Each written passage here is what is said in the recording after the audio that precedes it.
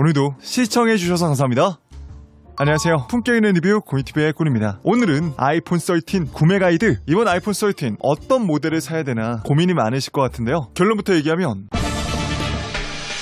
저의 픽은 아이폰 13 프로입니다. 그 이유는 6.1인치의 적당한 크기, 120Hz 고주사율 디스플레이, 프로맥스와 차이 없는 카메라 스펙 등이 있는데요. 10월 1일부터 사전 주문을 시작하는 만큼 이 영상을 선택하신 특별한 여러분들을 위해서 가장 쉽고 깔끔한 아이폰 13 구매 가이드가 될 수 있도록 도와드릴게요. 그럼 지금 바로 시작합니다. 첫 번째는 디자인이에요. 일단 전작과 달라진 거는 노치가 줄고 일반과 미니는 카메라 배열이 대각선으로 바뀌었다는 점. 미니와 기본의 핑크가, 프로 라인업에선 시에라 블루 컬러가 추가가 됐죠. 그 외에도 기본과 미니는 블루, 미드나이트, 스타라이트, 프로덕트 레드 컬러가 있고요. 프로 라인업에선 실버, 골드, 그래파이트 컬러가 있죠. 후면부는 보시면 아시겠지만 카메라 선과 렌즈까지 훨씬 더 커졌기 때문에 프로에선 약간 좀 부담스러워 보이기도 하죠. 소재도 측면이 스테인리스냐 알루미늄이냐. 프로 라인업의 스테인리스는 무겁지만 내구성이 좋고 훨씬 더 고급스러움이 있고요. 알루미늄은 가볍지만 스테인리스보다 내구성과 고급스러움이 약간 떨어지죠. 확실히 고급스러움은 프로 라인업이 훨씬 더 높습니다. 그러면 여러분들이 가장 중요시하는 두 번째 키워드인 크기와 무게인데요. 5.4인치 미니와 6.1인치 기본과 프로, 6.7인치 프로 맥스까지 전작과 동일한 사이즈로 이번에 나오고요. 아마 가장 인기가 많은 6.1인치도 기본을 사야 되는 건지 프로를 사야 되는 건지 고민이 많으실 것 같아요. 저는 제 여자친구한테 지난 아이폰 12 프로를 리뷰하고 선물로 줬는데 지금 계속 쓰면서 느끼는 게 너무 무겁다고 합니다.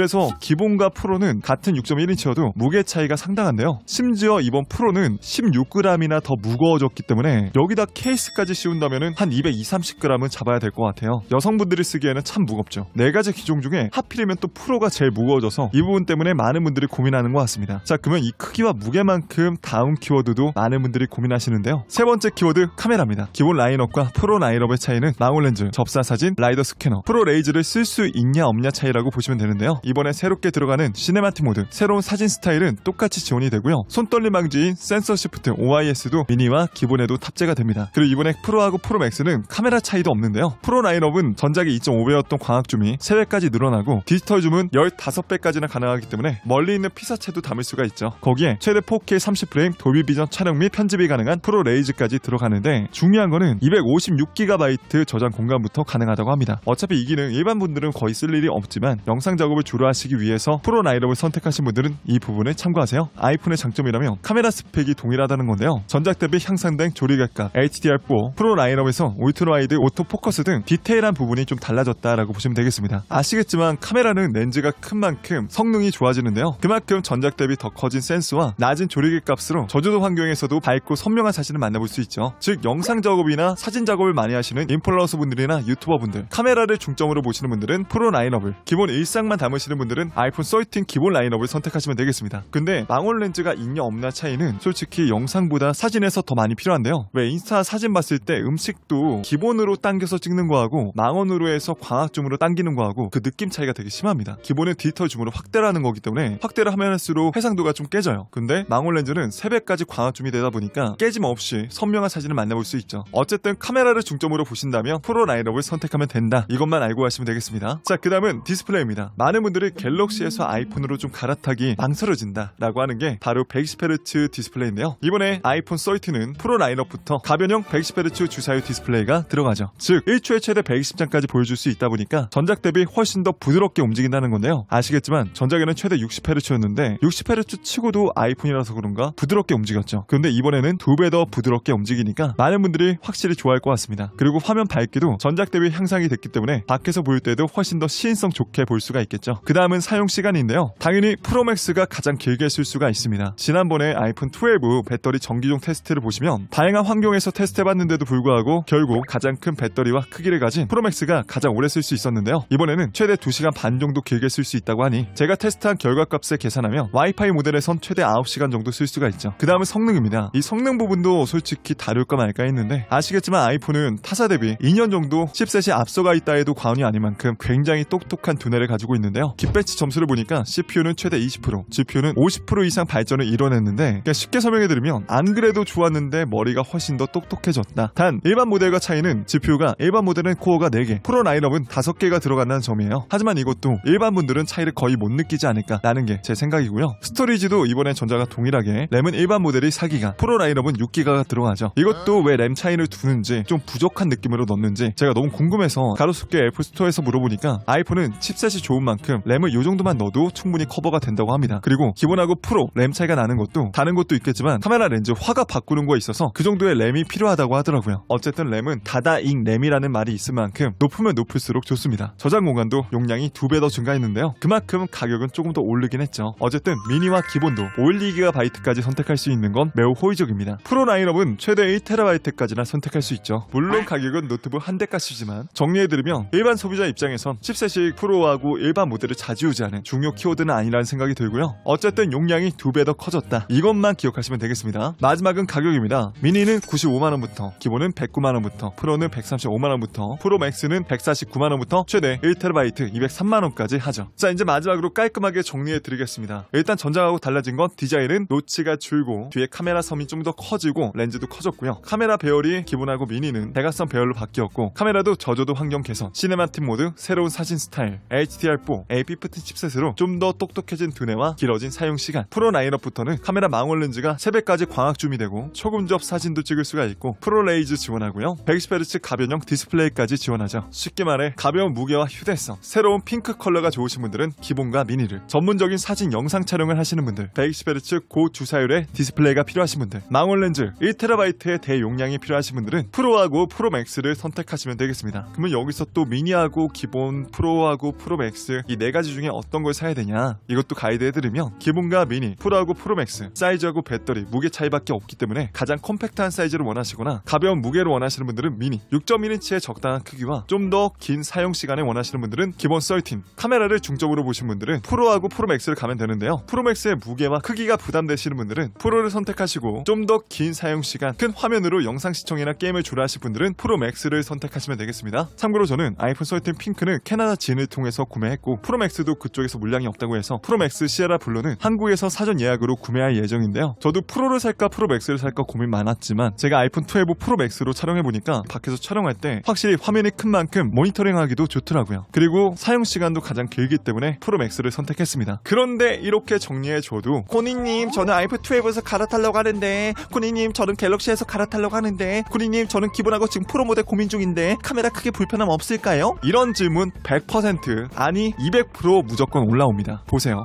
그런 분들을 위해서 제가 드릴 말씀은 제 영상 한 번만 더 보시면 됩니다. 자, 오늘 제가 준비한 내용 여기까지고요. 오늘도 조금이라도 도움 되셨다면 좋아요와 구독, 띠링띠링 알람까지 한 번씩만 꼭 눌러주시고요. 저 또 재밌고 유익한 영상으로 인사드리겠습니다. 지금까지 전 품격있는 리뷰 코니TV의 코니였습니다. 긴 영상 시청해주셔서 감사합니다. 그럼 또 다음에 뵐게요. 빠잉.